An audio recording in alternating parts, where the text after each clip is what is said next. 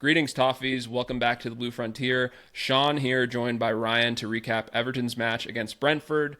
Everton continue to start the new year poorly, as this is their 8th loss in the last 9 seasons, coming after year end with a very poor 4-2 loss against Brentford at home. Once again, stung by the bees. As a reminder, like, subscribe, leave us a comment. If you're listening on Spotify or Apple, leave us a rating or review. We really appreciate it. And with that, we will go to the summary quote of the day, which I will cover. Got to choose my guy Sleazy on this one. It's a really good one. Appreciate the fight after the first Everton goal and for the first 10 minutes before they scored, but worried the performance changed so dramatically as a result of those goals. Beto was excellent when he came on. Totally agree. Backline horrific, and that was not due to depth luck. It's poor summer recruitment, and we'll get into that later. Any thought of pushing for Europe without 2 new fullbacks and Jared not at center back is nutty. And I think that kind of is pretty well said. A lot there, but just our back line was absolutely exposed today on many deficiencies. And as we said, we'll get into it. A ton of really good listener comments. Really appreciate the listenership on this one. And with that, Ryan, I think that kind of gets into our talking points. Yeah, one of the big talking points has been set pieces. Would they be a deciding factor today? It's something that Brentford, we know, is a very smart and sophisticated club, but they haven't scored on a corner yet this season coming in. So they've obviously got the long throw artist at right back. I know he's one of your favorite players, which is always interesting to see. That thing is a missile. And look, I think the second talking point really is that Brentford are smart. You know they're going to come up with a tactical plan. Everyone thought in the offseason that they would maybe fall by the wayside and end up going down, and it's been the complete opposite. We know from an analytic standpoint they use those to drive performance, in particular their hot starts. They normally start the match very, very well, so that's something that was important to watch. And look, let's be honest, Sean, we've been defying the XG gods for a long time. So as noted on last pod, even against Arsenal, the non-penalty XG was almost 1, and there was a 0 post-shot XG from that because Arsenal just kept missing the target. Burnley was even worse. I mean, they went from a non-penalty XG of 1.41 to a 0 again from a post-shot standpoint. So that's amazing. That's well over 2 XG with not even hitting a target and having Pickford make a save. Even last match, which was thought of as a very good win for Everton, and I think the result was very good, and the performance was decent. They put up a 1.55 XG against 0.94 post-shot expected goals. So that's still a pretty big gap. Today, Sean, that did not last. Yeah, as you mentioned, Ryan, just Brentford with a 2.4 non-penalty XG, and the XG post-shot was 3.32, right? So it's just pretty insane, right? And we'll get into it. Yeah, we'll get into it. Igor Thiago, I think, was just hugging everybody today on the pitch. So just I've never seen somebody happier to come to Hill Dickinson than that guy. And I don't know what's going on. Beto there, by the way? I guess he kind of accepted the hug and shoved him off a little bit, but and it made me wonder if they had any history together, because of course, just kind of like Portugal, Brazil kind of thing. I don't think so. Maybe they were talking in the same dialogue, but they haven't played together. I mean, Igor Thiago, interesting bit of business. I remember they threw money at him. I was like, wow, that's a lot of money to spend on that guy. But I mean, again, this is what we should learn by now, right? Stop doubting Brentford. They know what they're doing. Yeah, and that's a good transition to get us into the lineups. Brentford, probably my best Premier League kind of prediction. I know a lot of folks just thought that they would kind of linger at the bottom. But once again, as you mentioned, Ryan, just a ton of really just smart kind of scouting, analytics, business that they've done. And they're missing some guys, right? Fabio Carvalho out with an ACL. Of course, Malumbo, who they bought in the summer, out. And then you think of the AFCON guys, as you mentioned, Dango Atuara, who's kind of their big summer signing. He's at AFCON right now. So then you get into their lineup, and there's still so much quality, right? You look at that kind of front three, of course, Mikael Damsgaard and Kevin Schade there. And then they kind of have a bit of a midfield balance when you look at Jensen, Janelt, and Yarmolenko playing. So for me, that kind of was just like, okay, if our midfield was kind of up for it today, it's not the worst midfield battle, just because those guys aren't the most pacey, kind of three, but a ton of quality, a ton of technical quality, right? And just really good positional awareness from them. You look at that back four, I think it's a very solid one. The wing backs, as we'll get to a lot in this discussion, Coyote, of course, can't say enough about him. You talk about what Everton can learn from in a loan to buy. That would be, incredible if they could replicate that in any context, right? And like I said, just a missile at throw-in, but just also a very good right back when it comes to helping the attack. And then Aaron Hickey, as we mentioned kind of in our summer preview of transfers and just the guy that to look out for. He's been healthy for the most part this season, and he's been a massive boost for them. And then you look at the center backs, of course, they've kind of rotated between Vandenberg, Ayer, and Collins. Nathan Collins is having a really good season, and Ayer is just kind of a solid center back. And then Kelleher was just, of course, big money signing to replace Mark Flecken, and he's been pretty good, right? So it's just, and he was good today again, as we've talked about. And then Igor Thiago, as you mentioned, massive summer signing last year, right, was hurt pretty much the entire season. But I think folks that really didn't know Brentford and just, what they've done, once he was healthy, I just had a good feeling that he would do well. I did not think he would do this well this season. Of course, a lot of those goals are penalties, but he's just been a real fox in the box and somebody that when it comes to hold up as well as just quality on the ball, striking it, very, very good forward. Just all kind of works together. You know what I mean? You got Sade out there too, who's a smooth operator that's so bad. I know. I can't help it, man. Every time I think of, anyway, no, and he was a big pay too, and people thought, wow, man, people are spending a lot on him. He's finally panned out and shown kind of some of the end product. I didn't realize he was quite the pest that he was today. But no, I like the balance in this side too, fullback balance too. Coyote is a little bit more defensive, more athletic, long throw. He is a little better on the ball, maybe can cut inside. But yeah, we'll get into tactics a little bit, Sean, because I think they cut us up pretty well. And I think part of the issue is that we just have a lot of limitations in the lineup. But I think that leads to a greater conversation here because I think we're getting a little predictable. I think we're certainly predictable in midfield again today, the way we were set up. I also just think there's issues with this center back pairing. I think we've been playing on borrowed time at this point. We've given up a lot of opportunities. They haven't finished well. I know Michael Keane has played fairly well this year overall, and maybe not a lot has been expected of him, but I don't think we're so limited here.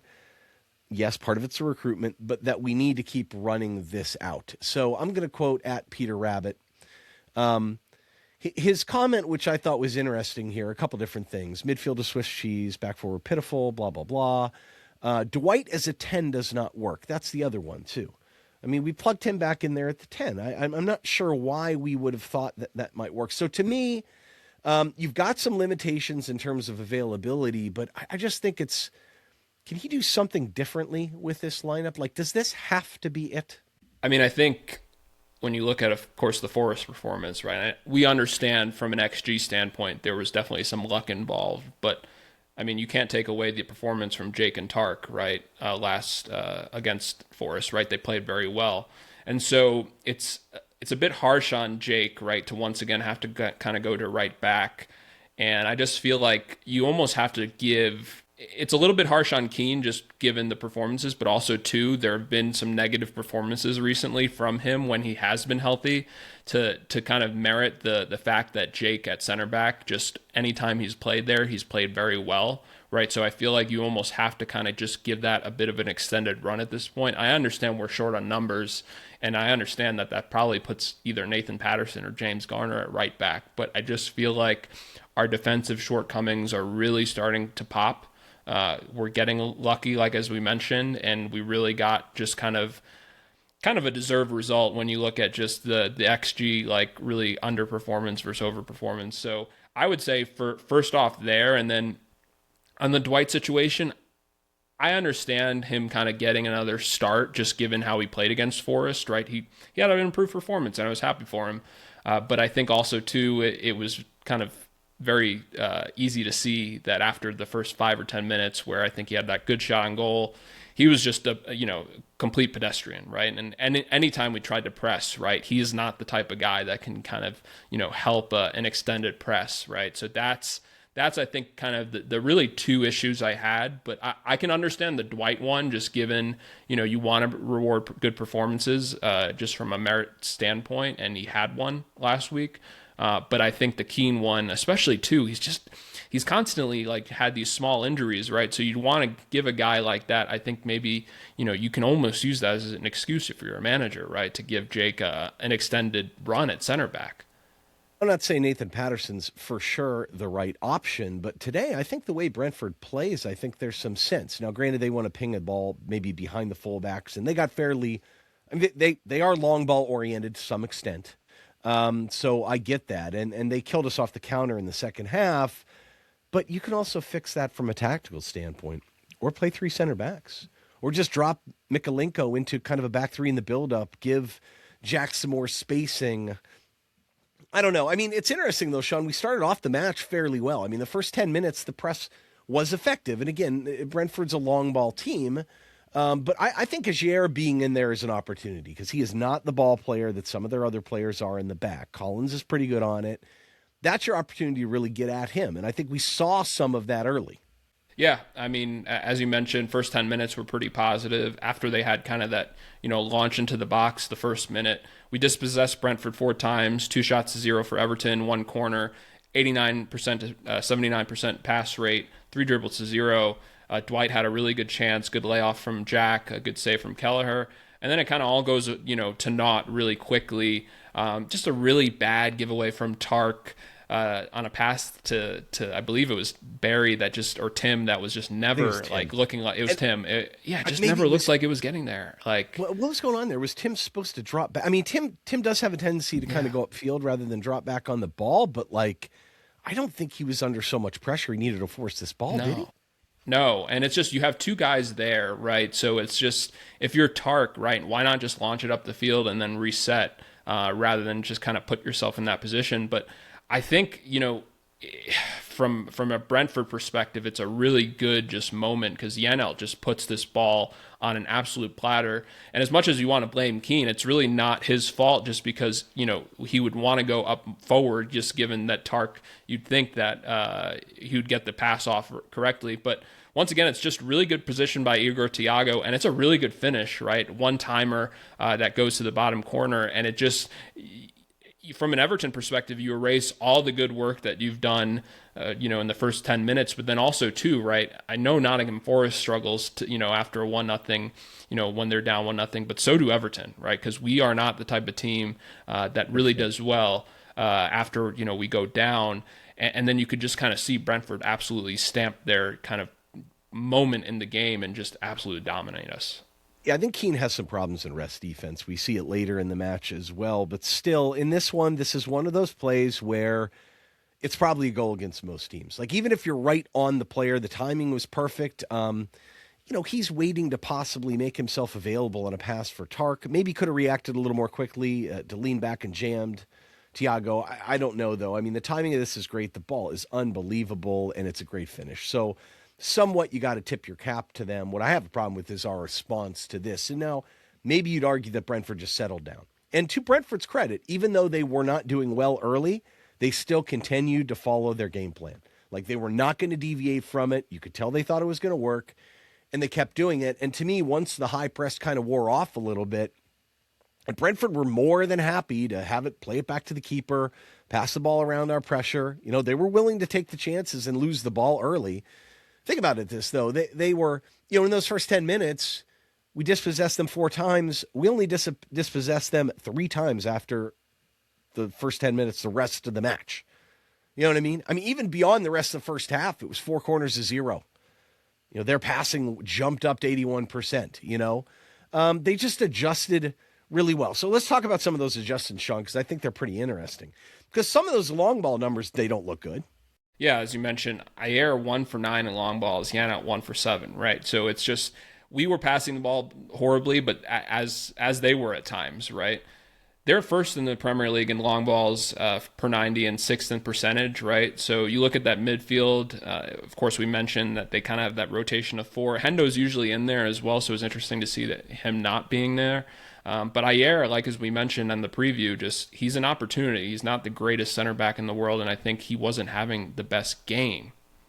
Yeah, the one interesting thing about Henderson is that he did come on later, and he's been one of their more effective guys pinging the ball long, and he was 0 for 4. And he came in a scenario where literally every time they won the ball, they were shooting the ball long. Almost every time, But yeah, I mean, once Brentford stopped passing the ball to Everton, some of those numbers, like, 1 of 9 long balls from Ryan, that's not good, obviously. And their numbers they have good long ball accuracy too. Once they stopped doing that, I mean, Damsgaard was running free. He was in a free role. And Jensen, which I found really interesting, started out almost like a right winger. He just kept tucking into the inside between the lines. Sade was pushed up farther on the left side, almost like a second striker or a really high-playing winger, which made sense if you think about their fullback pairing. But I think what was very interesting is that Garner and Tim were man-marking Yarmulke and Janelt. And that makes sense. We've played a lot like that, where we try and mark out their two more defensive midfielders. The problem is, in the past, it's left other guys open, but other teams have not been able to exploit it very well. Like, Forest is not going to play that way. They're not going to drop guys in between the lines, gather, run at you, and whatnot. Now, what Forest did well is getting the ball wide and setting up 1v1s. They just didn't execute the 1v1s very well. And we were a little fortunate in that way, but not today.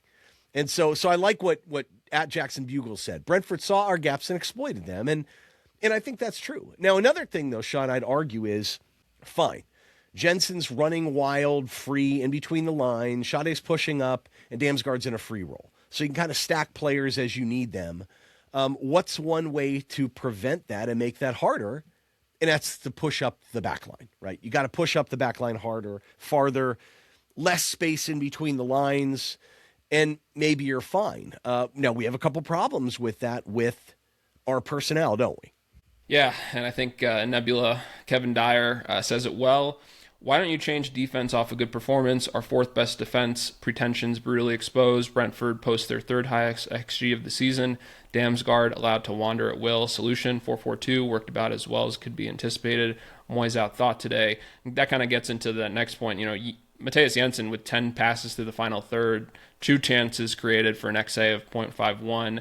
Damsgaard with 8 passes to the final third, 2 chances created as well. The gaps open, right, by man marking as well as just the defense, essentially just kind of really dropping back.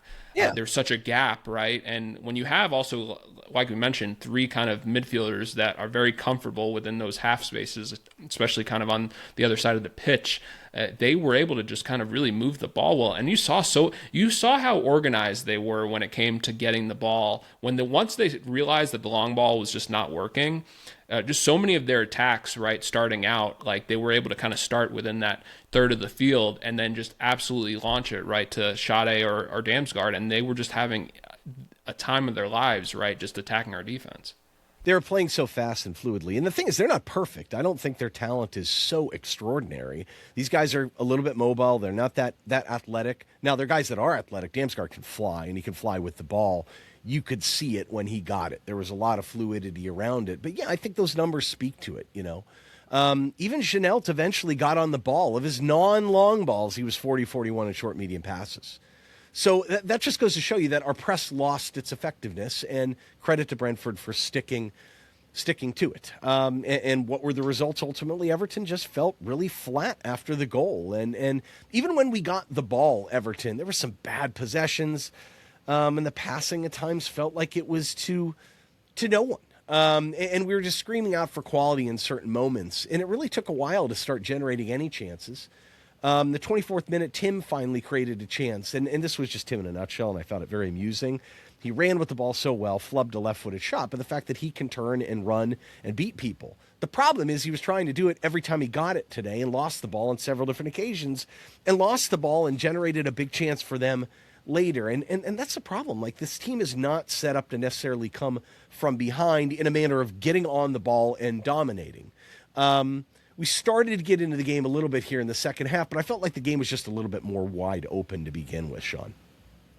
Yeah, agreed. And I think really the only moments of the first half that were notable in the 38th, Jack does a really good job here of rinsing Michael Quixote, and it was just kind of funny because, of course, he knew as soon as it happened it was a yellow card. But I think the only thing I was really disappointed with from a Jack perspective is, he's on a yellow. Jack is really good at taking guys on. I'm surprised he didn't try to attack him more, especially kind of put him on the back foot, right, and really test him a little bit out there. But then you look at the end of the first half.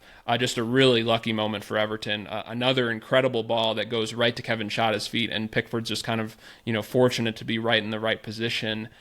And then, believe it or not, Everton have kind of almost the best chance of the match for them. Get an equalizer. Really, Jack does a good job of putting the ball in.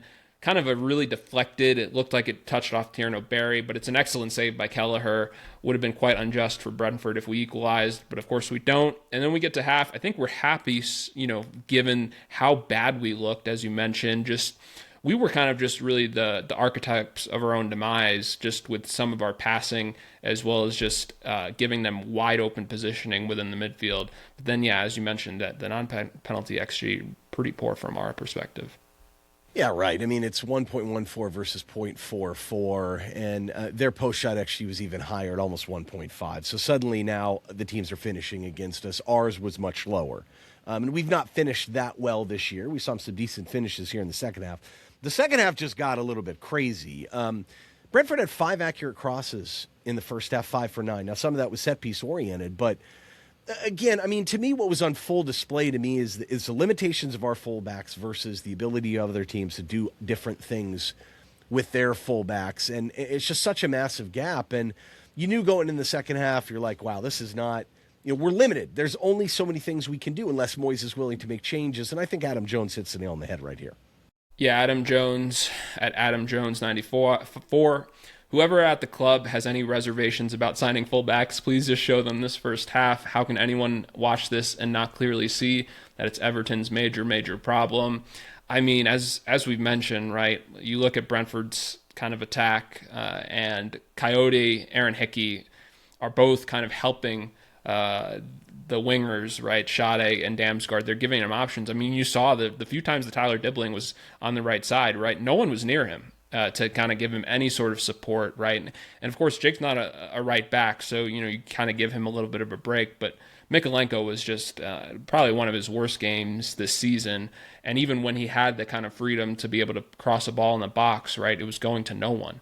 And so you look at just kind of, just imagine, right, Jack with kind of a more modern left back that can kind of attack.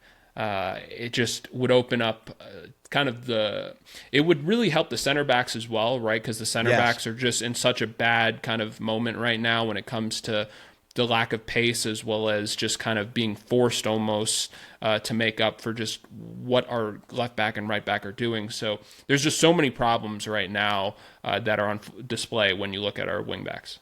And I put some numbers in the Discord this week about Jake O'Brien's performance too at right back. Mykolenko has his weaknesses. Mykolenko had a particularly poor match today, and I think that's why it's easy to kind of tell that story. Not surprising, though, if you think of the function today that he was having.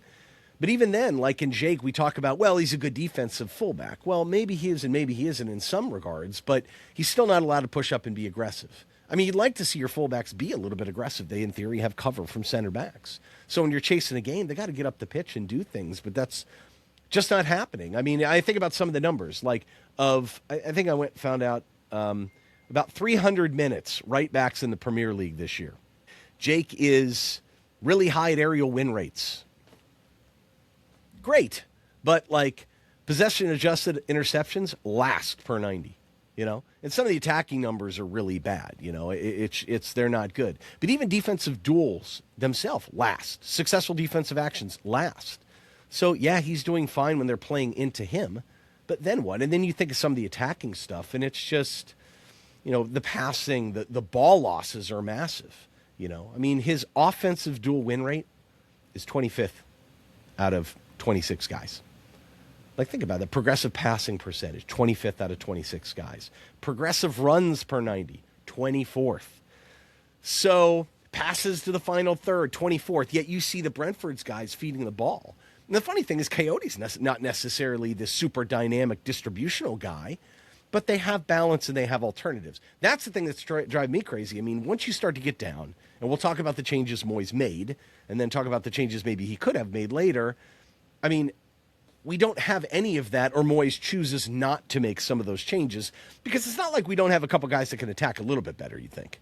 No, fully agree. And David Moyes does make changes. He makes two at half, taking off Dwight McNeil and Tyler Dibbling for Beto and Merlin Roll. Interesting that Moyes went with the two striker setup. I think we were curious where Merlin would be, just given Dwight was at the 10, right? So when Merlin slide there, and it seemed like that's kind of what happened. He was just more. What do you think he was thinking here, like in terms of the changes, Sean? I think it was definitely to kind of make a statement and get a response, right? That first half was unacceptable. But then at the same time, I think from our standpoint, it's getting the strikers the ball, right? Which we struggle to do, right? So I think we failed very much completely on that. But I think also too, it was just there was just still a lack of midfield balance, right? You put Merlin in there. If I was David and Moyes, I probably would have dropped them a little bit deeper, right, to get a little bit more support, and maybe put Jimmy Garner up a little bit higher. But then again, it's just Tim was all over the place, right? So I think from Moyes' standpoint, I think he was just trying to get the ball a little bit more and get our forwards to help out, whether that be kind of coming back to help support and then springing forward. But the game plan completely just got obliterated within about 5 or 6 minutes, right? Because Brentford just absolutely destroyed us. Yeah, and I can't necessarily point to tactics on this one. I assumed he wanted to just put players up higher, maybe get on there press-wise. I don't. Generally speaking, bringing in two center forwards to me is a poor tactic. It's almost, I don't know why, this idea that you're going to get goals. It's one thing if the other team is just going to sit back and pack it in. Brentford were not going to do that. I mean, they'll do it when they get up 2 maybe, but they won't. In fact, you've read so many things about how Brentford refused to do that. It's quite the opposite because the analytics indicate that trying to get the second goal is much more important. But yeah, things got out of hand very quickly, sadly. Yeah, Brentford go up 2-0. It's a really good corner. I will say that by just once again, he gets his second assist of the day, heads to Nathan Collins gets the header. But I will say this, the marking on this is just incredibly poor. You never want kind of to get, someone to kind of be wide open on the near post, and that's essentially what happened. Barry just got moved pretty easily. Of course, that's kind of, a moment for him that he'll probably look at and just say he's got to be a bit stronger. But once again, it's just kind of, I think also too, as good of a ball that was, it's bad marking. Yeah, not on the near post. You can't let that happen. I mean, he has a free run. Yes, he's right behind a player. I get it.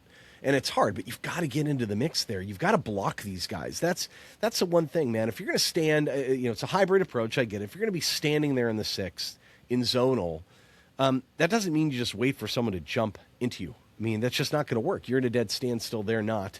You got to step forward. You got to jam them. You got to do something. But certainly you can't let a guy just be there wide open. I think part of the issue, too, is Pickford did not come out or could not come out. It's a good enough cross that would have been difficult. But he's getting shoved a little bit. Maybe he needs to be stronger, too. But, yeah, it's really disappointing coming out of the half and doing this. And now Brentford can sit back and just ping long balls the whole time. And unfortunately, things got even more out of control a minute later. Yeah, I mean, a long ball once again kind of works. Just once again, Everton just is completely out of sorts positionally. Really good through ball that puts Kevin Schade through. And I know there was kind of just thought that he was offside. He was on by just a whisker. So he kind of attacks Tark and Keane. I don't know what either of them are doing. I think they're just kind of just trying to survive at this point. It kind of gets laid off to Igor Thiago, who once again, just a really good finish. And Brentford just in a matter of 2 minutes, just absolutely destroy us. And it's just kind of one of those moments you look at, and it's another home performance that we just get completely run off the pitch. And it just makes you just kind of just really, I think, deflated after what felt like, Beto in the 46 coming on, just trying to pump the crowd. But yeah, everything got just completely neutralized after that. I think what it looked like we were trying to do, especially when Brentford were starting to pack it in a little bit, was serve crosses in the middle, get it wide to Jack, force the ball over to that side. But to quote Nick Weinstein, dumbfounds me that Moyes never changes the fullbacks when we were chasing a game. Even Patterson should have come on for Jake, if anything, or moved Jake down the middle. Or he will not play Asnu. I don't understand this at all. What is the loss here that we get beat 5 or 6-1? Who gives a flip? If you're going to force the ball wide to Jack, you're not doing him any favors by having Mykolenko overlap to try and bring a player away from him. It doesn't make any sense. And, it's interesting, too. We finally get a goal here off a cross, a decent cross, but a fantastic header by Beto. And now the game, in theory, could completely change if we get on the ball and dictate play a little bit, Sean. But there's nothing to say here. And yes, I agree with you. Beto does deserve a lot of credit on this one. Yeah, I mean, it's a really good goal, as you mentioned. He kind of gets the ball back to get it to Jack. Jack does a good job of taking on the defender. And kind of Beto's in this kind of interesting spot where the defender probably doesn't want to get too close to him. But at the same time, I think just given the elements as well, it started to get kind of crazy there. Really good header by Beto, and I think really happy for him. Just, of course, striker situation's not a very fun one at Everton right now, and it's good for him to get that goal. The subs are made by both teams.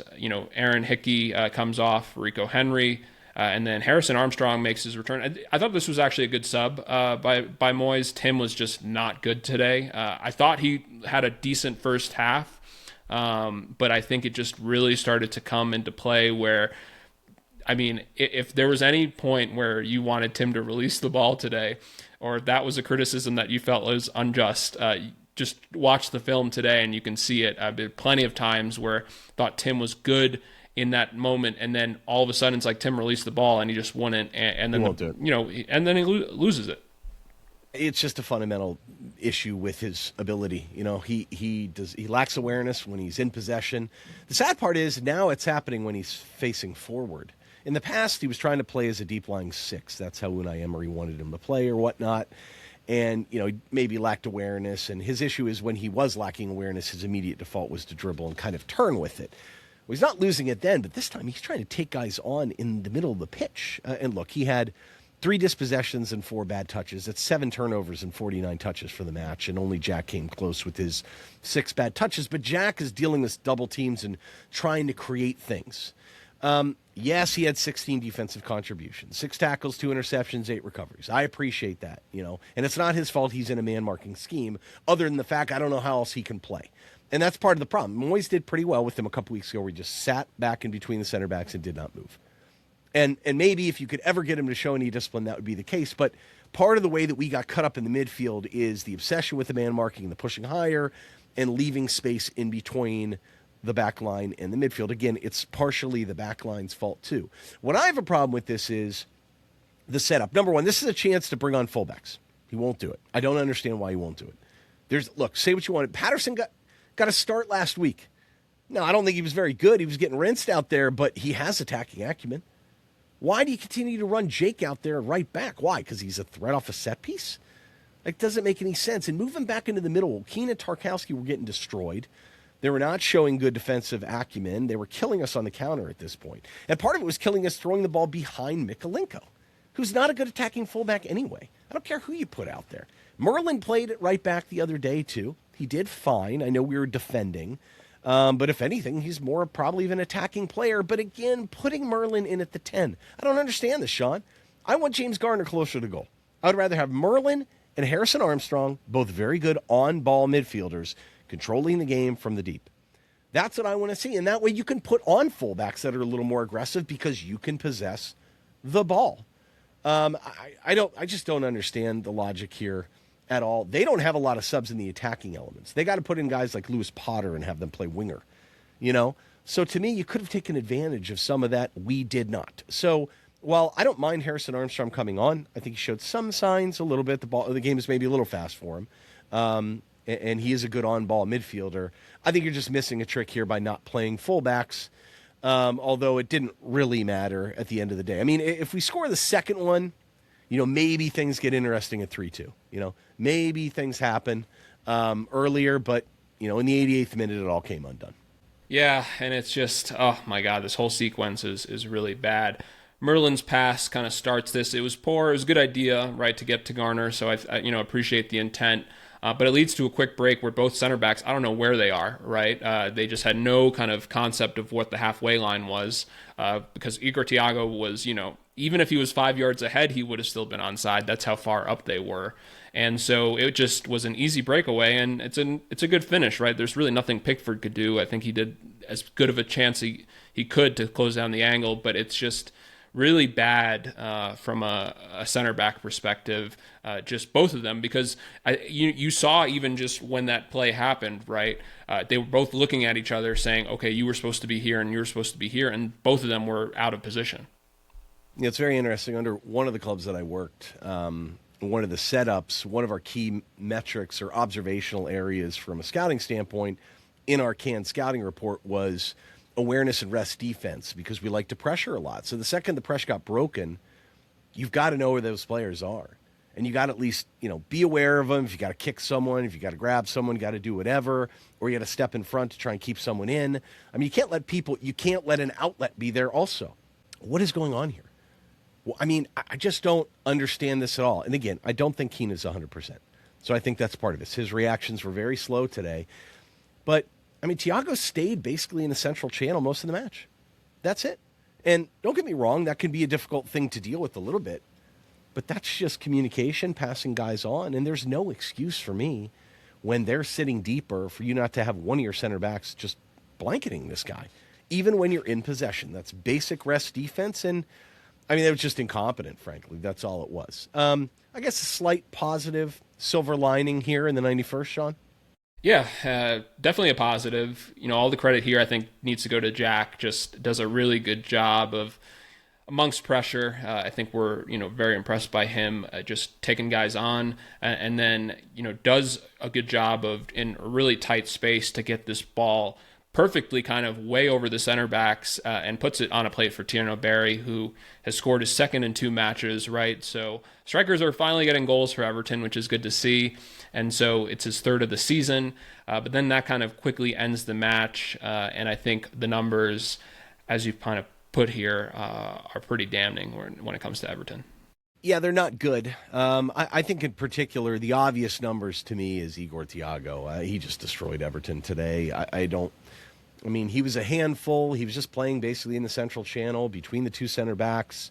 Didn't win all his battles, but he was 5 or 6 with his shots were on goal. His post-shot XG alone was 2.42. Wow. 9 touches in the box. There was just no reactions to what he was doing. There was no way to deal with it. And the thing is, we won duels. I mean, Tark won 16 out of 20 duels today. But him and Keane weren't great. So looking at those numbers, we won 70 duels compared to their 54. 58% of the ground duels, Everton won. 55% of the aerial duels, Everton won. That's actually not that great a number if you think about we're in theory playing from behind, going at them. Our dribbling duels, we won 69%, but they didn't need to dribble. They were just passing it around us in open space like it was nothing. And that's the thing. It's another thing, Sean, if you win a duel or you lose a duel, there's usually a loose ball there that needs to be picked up. And if you look at recoveries, Yarmolenko had 11, Damsgaard had 10. I mean, Damsgaard, how often do you see him scoop up a loose ball and just take off with it? Several times. I mean, he was an absolute engine for them, dropping back and getting on the ball. He can play at such pace. But really, I think all of this is a culmination in the first listening talking point, at least from my attitude. And that's from Bluest high-profile insider. He wasn't able to watch today, but he was still aware of his obligation to post the Everton Happy Sad reversible critter ball soft toy. And again, the critter is sad today, Sean. Yeah, I mean, well put. Of course, always appreciate Bluest for his contribution on that. That thing is ridiculous. I'm staring at the picture and no one can see that, but it's ridiculous looking. What is even going on with that thing? It has the sad face, but its hands are to the side. Is it? I don't know. I mean, that actually looked like a sideline kind of. That looks like a Mario Party character. So yeah, it could be that too. But either way, no one could have been happy about the performance today.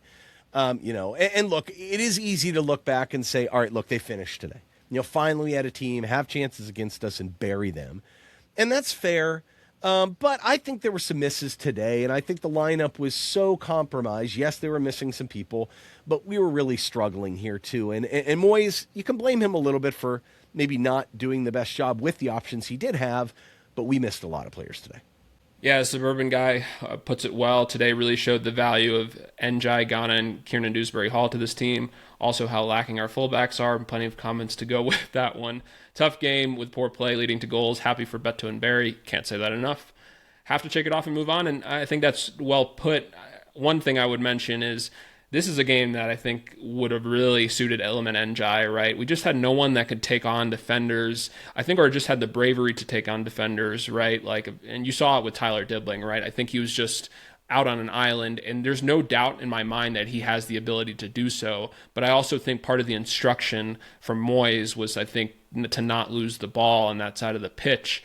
And so that was just kind of a moment where you really miss somebody like Njai, because I just felt like, especially with the overload to Jack's side, Jack was also, a little bit hesitant to just kind of take guys on and just started passing it left and right when he was getting double teamed. Or all of them. Like Dibbling had the ball a couple times deeper and had no options whatsoever. No. Yeah. You had Dwight, who's slow as molasses, shading over to the left side the whole time. You have a right back that, again, go check out the Discord. The numbers aren't good. That can't get forward. No offense to Jake. Jake's a center back. We know that. So the support's not going to be there.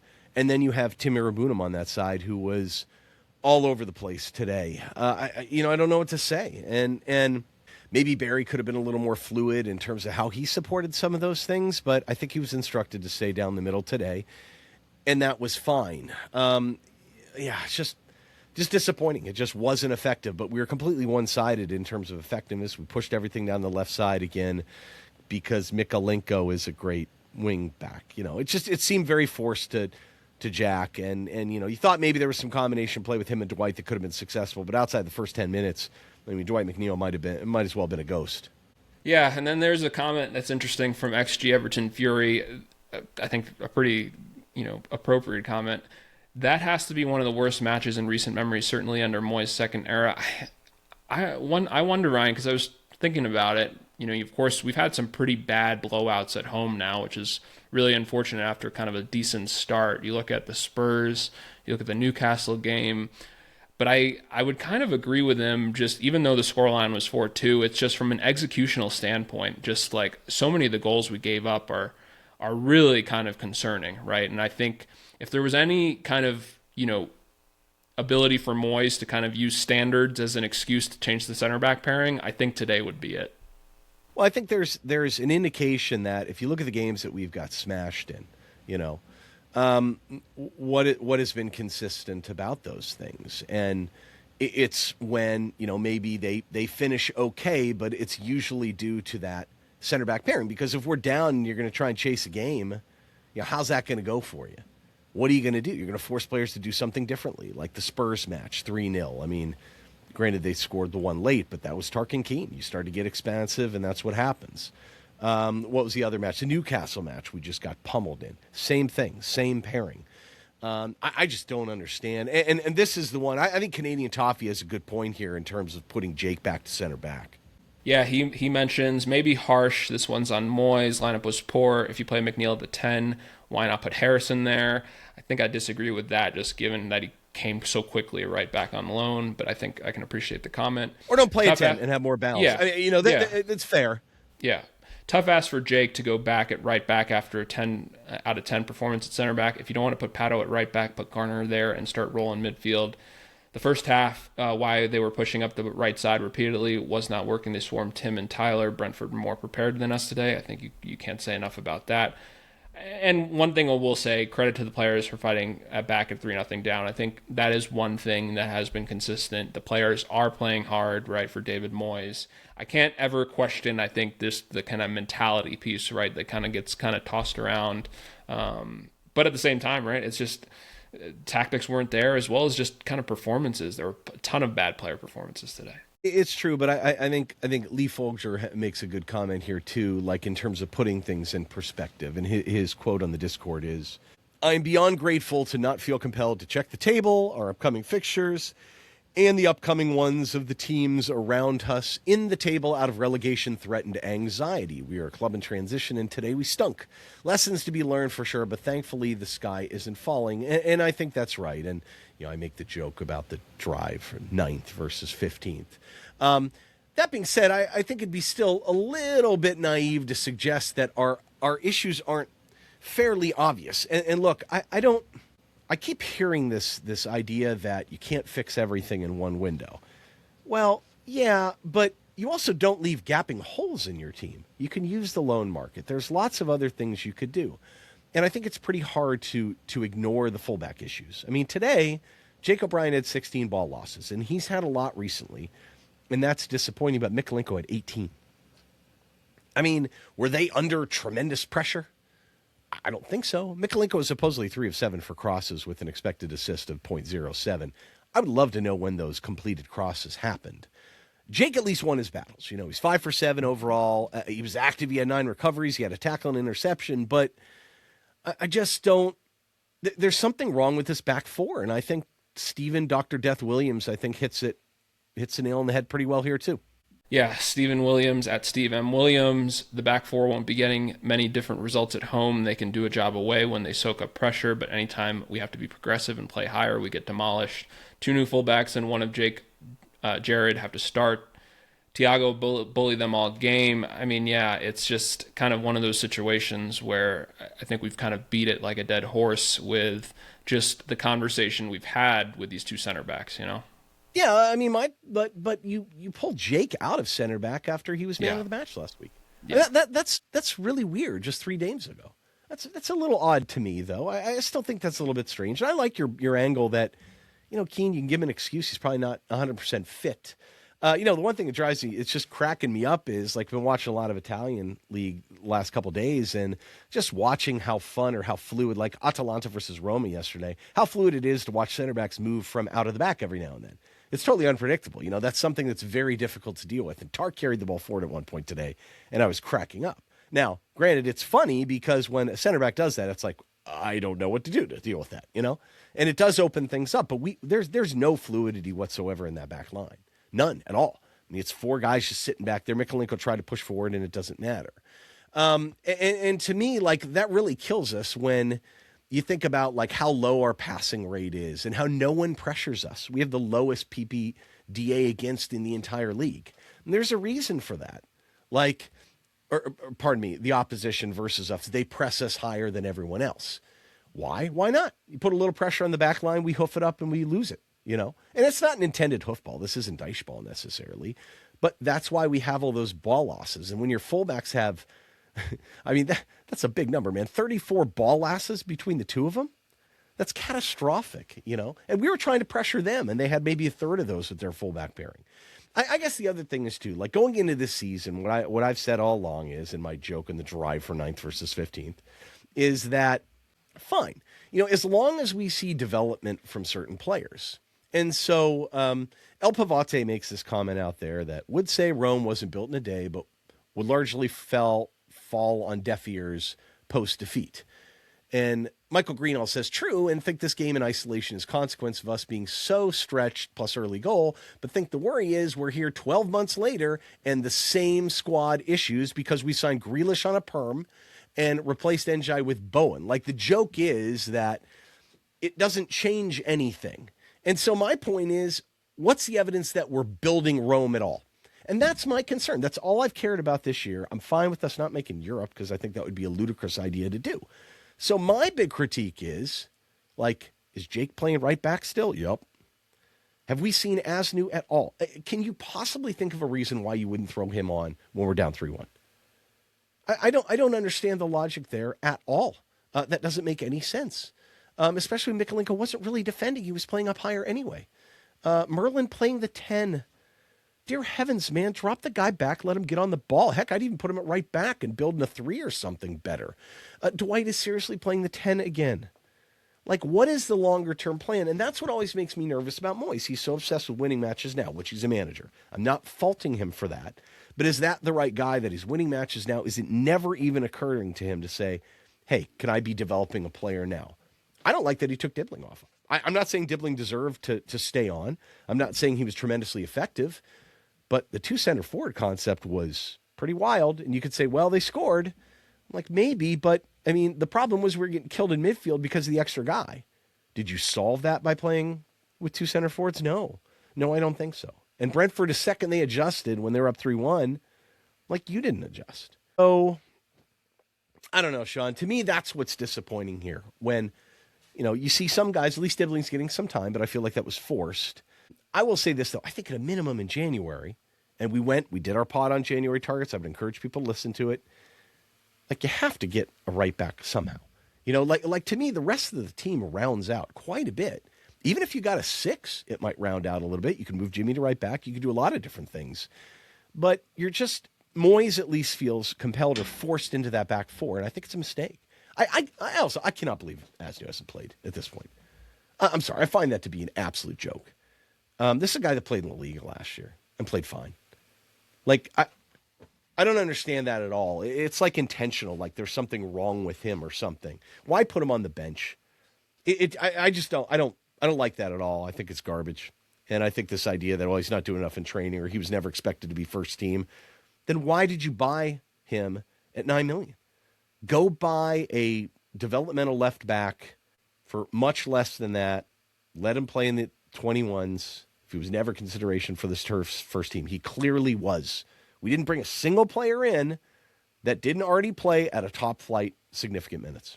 I don't get it. That's what's disappointing to me. We can lose. It's fine, Sean. But to lose in the way we did is annoying. Yeah, I mean, it's funny, right? Because just the match ago when we were up 2-0, he was minutes away from getting his debut, right? So it's like I would almost say that it would be less appropriate.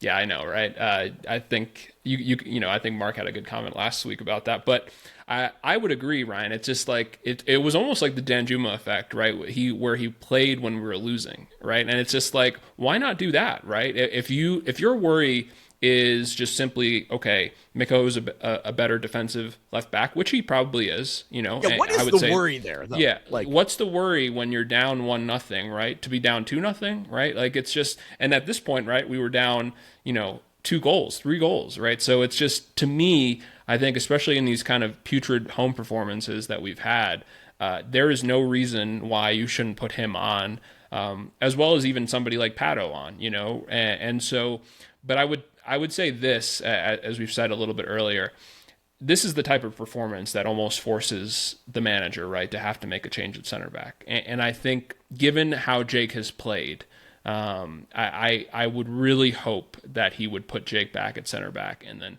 I almost don't care who you put at right back, right? I would be perfectly fine with Nathan Patterson playing right back for a match again. If you want to put Jimmy Garner, if you want to even put Merlin, I get it. But I just think with how effective Garner's been in the midfield, I know today wasn't his best match, but he's been very good. You probably want to keep him there. But I also think, too, it's just funny because it's just like you look at the developmental piece of this, right? It's just he's playing Tim so much. It's unfortunate that Charlie got hurt because this would actually been a really good game for Charlie to kind of be a part of, whether it be a sub or just with how direct he is. And it's kind of one of those where I just feel like deceptively he's actually played some of the young guys, but then you look at just some of these others, like where Merlin's playing the 10, Jake at right back, right? That's just kind of, it's forced, but is it really? No, it's not. So it's just like you look at Adam Asnu, Dibling's finally getting time, right? But then again, it's forced, right? Because of AFCON. And so it's halftime. Yeah. I mean, is that just because he's ineffective? I just think his mentality sometimes, the way he's treating the squad is, it's like he really believes we're pushing for Europe. Yeah. And by the way, if we're going to push for Europe, then go get guys in January. Yeah. Go loan in 2 stud fullbacks or different players or more mature guys and go get a 6. Like, if you really want to go after it, I think it's dumb, but okay. I mean, you're not in the worst position to go get it. Again, conversely, though, this team fought really hard, even though they were down 3-1.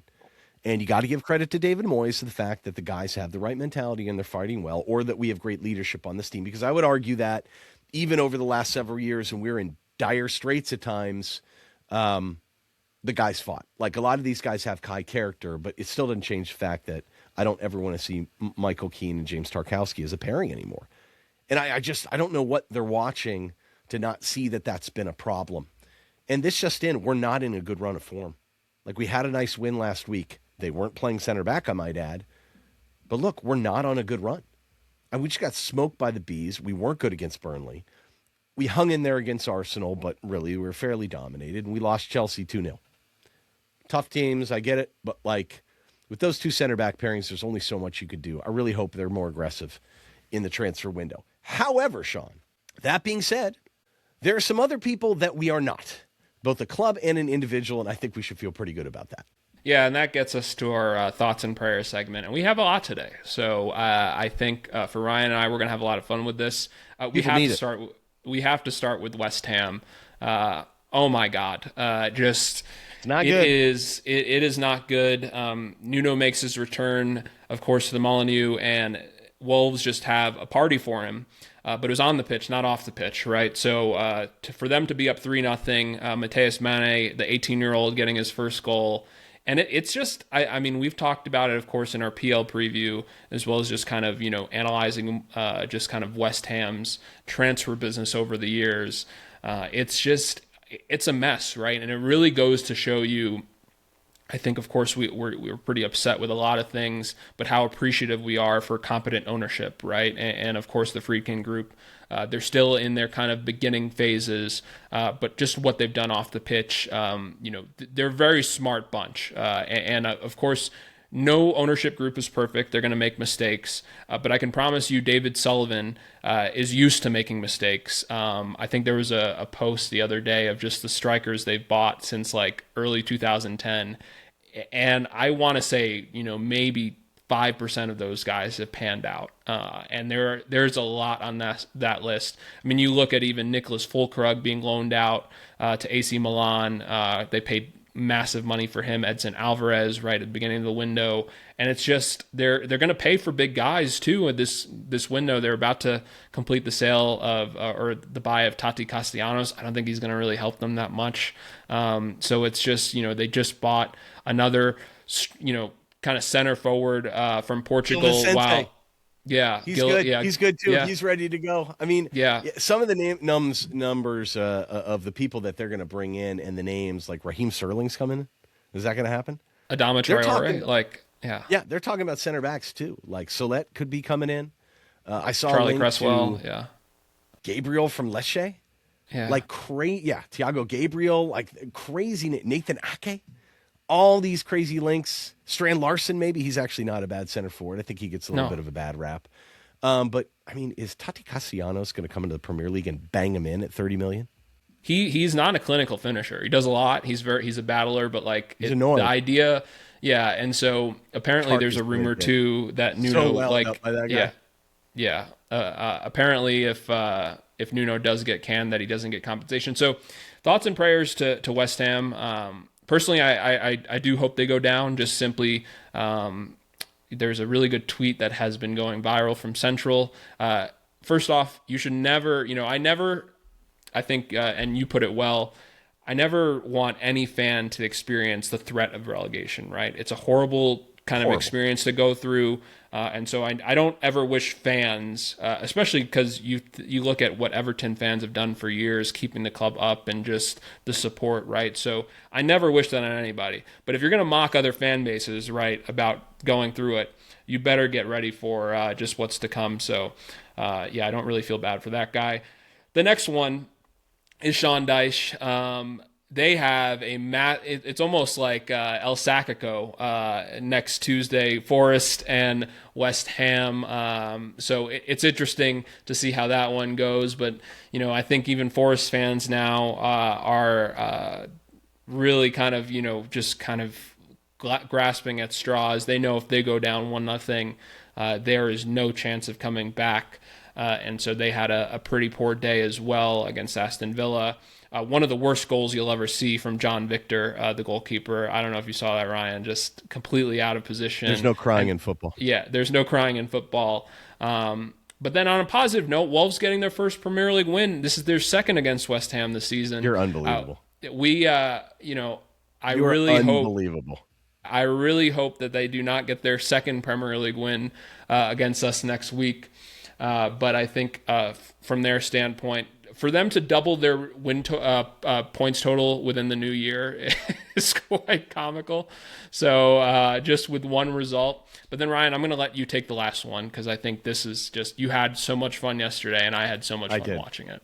I did, yeah. Once again, Glasgow Rangers are tied for second now in the Scottish Premier League. They won the Old Firm 3-1.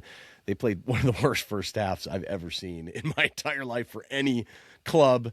But Yusuf Chermiti scored 2 goals, looked unbelievable again. Keep in mind, in December, there were Rangers fans online I mean, like 10 of them, I think I retweeted yesterday just to make a point, saying that he's the worst signing the club has ever had. Apparently, £7 million is an astronomical fee for a 21-year-old center forward that hasn't played that much, and he was expected to come in and set the world on fire and be the greatest center forward ever. And now people are like, wow, he might actually be a player.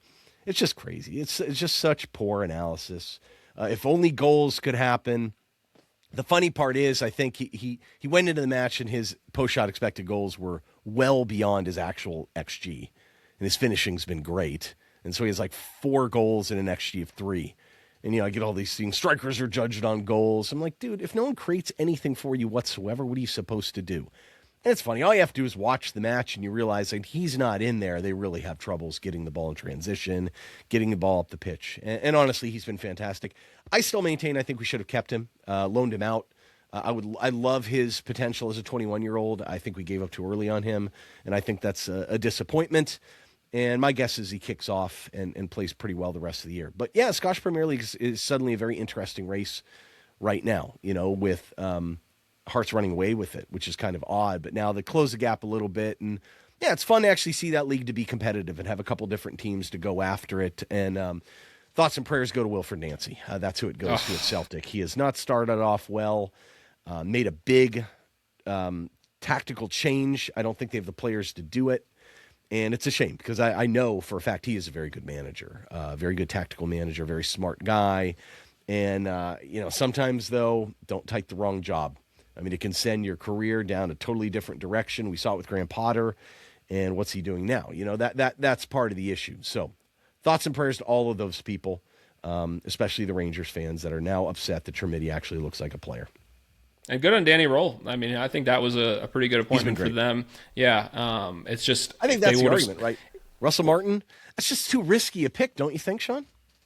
I mean, I saw a rumor that he was going to the MLS. So. Yeah. Well, no, but I mean, Russell Martin takes a long time to put his scheme in place. And when they were doing it, they actually won a couple matches early to get into the group stages of Europa, and he deserves some credit for that. But, and the same thing with Nancy. If you're going to change to a back 3 and kind of get on the ball, whatnot, don't do it now. And, I mean, Celtic were up there. They're in second, at least, pretty cleanly. And I just think you got to pick and choose your clubs a little better. And maybe he just felt frustrated that he wasn't going to get a chance in France, which I think would have been the logical one. But yeah, I don't know, man. I don't think that was a good move for him. But it is what it is. So, Sean, no score predictions correct this week?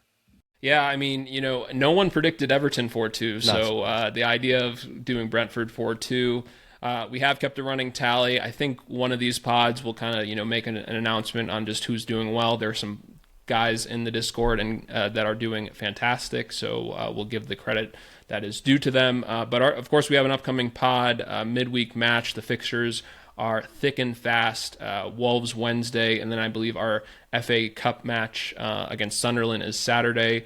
So you will see us then. Ryan, any final thoughts? No, I think the only thoughts are, if we do get linked to some players and things come forward, nothing all that concrete that I think is worth adding too much on top of the January window pod. But as they happen, we'll try and watch them time permitting and report out. Yeah, if there's any kind of final thought today is Everton, please sign a right back. Please. And with that, we will tune in with you guys next time. Thanks again for the support, and up the Toffees.